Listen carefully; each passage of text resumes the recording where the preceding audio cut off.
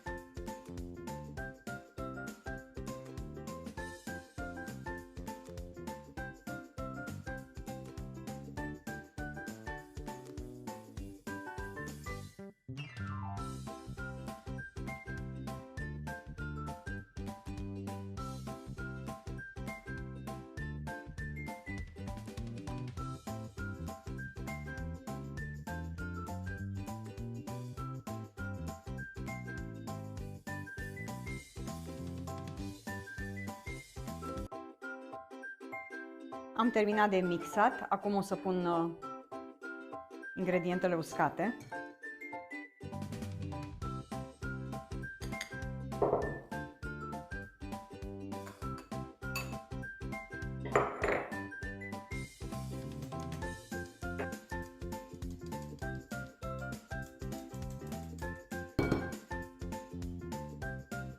Cu mișcări ușoare o să amestec ingredientele uscate cu cele umede.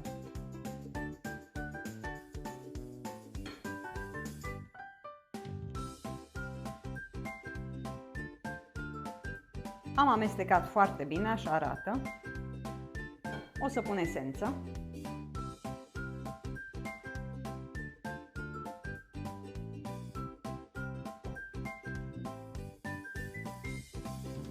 Și o să pun compoziția într-o tavă, tava mea ca de obicei de 20 pe 30 și o să pun toată compoziția aici. Și cam asta a fost. O să bag tava la cuptor la 180 de grade pentru 15 minute. Noi ne vedem în câteva momente.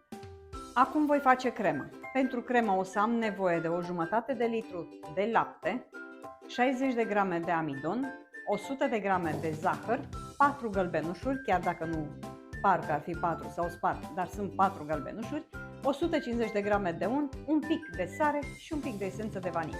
Așa că o să încep cu gălbenușurile, va fi crema fiartă, acea cremă fiartă cu lapte și amidon. Voi pune zahărul,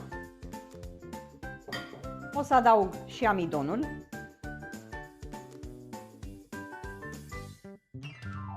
Și voi pune un pic de lapte pentru a amesteca mai ușor, să nu se formeze cocoloaș. Laptele este rece. Pun și sarea.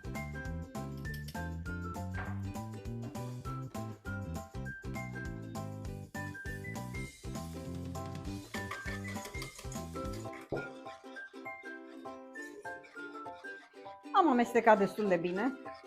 O să pun restul de lapte. Și o să pun compoziția pe foc pentru a fierbe până când se va întări. Când se va îngroșa toată compoziția, o voi lăsa la răcit pentru a ajunge la temperatura camerei, după care voi adăuga și untul. Am pus crăticioara cu compoziția pentru cremă la fiert Voi amesteca în continuu până când se va îngroșa, pentru că are tendința de a se lipi. Se va face foarte repede, în jur de 4-5 minute deja o să fie fiartă și poți să o las la răcit. Crema a început să se îngroașe, cum vedeți.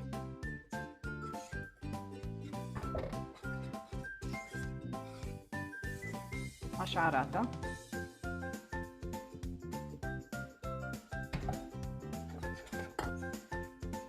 Bun, o să-i sting focul și o să o pun la răcit până când va fi la temperatura camerei. Pandișpanul meu este gata, s-a copt. O să-l las la răcit, iar noi ne vedem în câteva momente cu continuarea rețetei.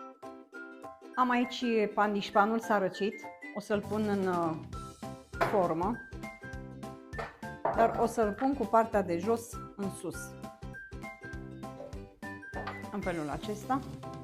O să pun forma reglabilă. Așa arată deocamdată, o să-l dau deoparte pandișpanul și o să continui cu crema. Așa arată crema, o să mixez foarte puțin pentru început, după care o să adaug untul. O să adaug untul acum.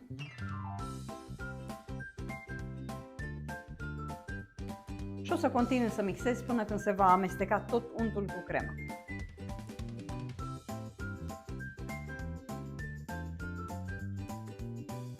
O să pun și esență de vanilie.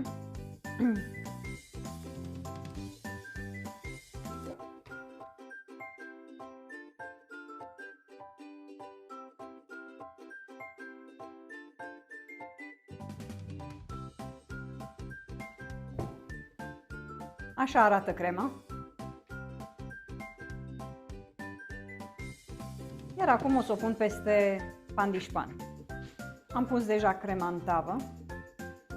O să o întind peste tot uniform.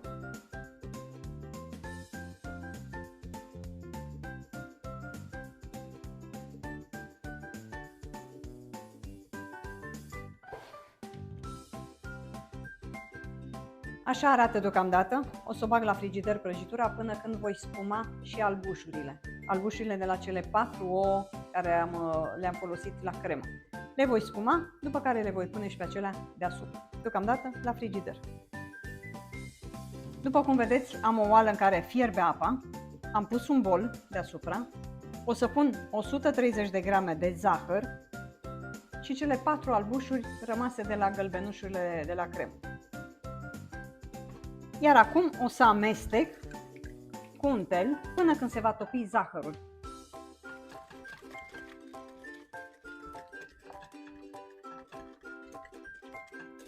Am bătut ouăle în jur de 4 minute, zahărul s-a topit. Acum o să le iau după foc și o să mixez cu mixerul. Și așa cum am spus, o să continui să mixez cu mixerul.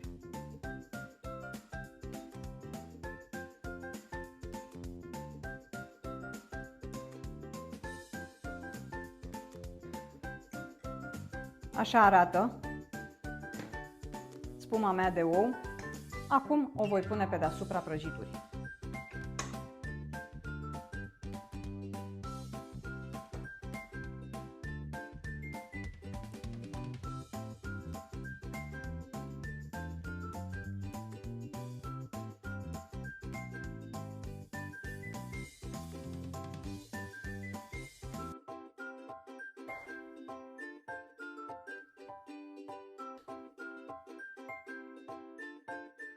Dragii mei, așa arată prăjitura mea deocamdată.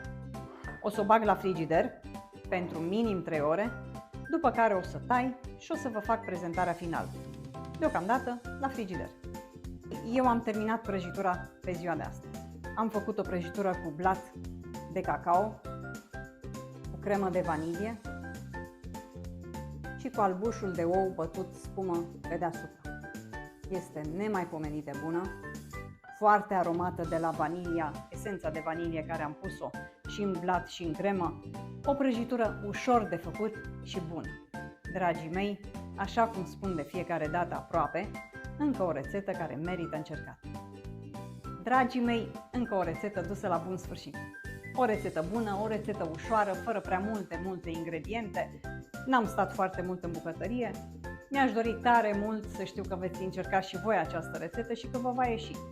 Dragii mei, încă o dată vă reamintesc să dați like, să faceți distribuția acestui video, să faceți comentarii. Pe mine m-ar ajuta foarte mult. Acum nu pot decât să vă urez o zi minunată în continuare, sper să ne vedem cât mai curând posibil și până data viitoare, ca de obicei, rămas bun!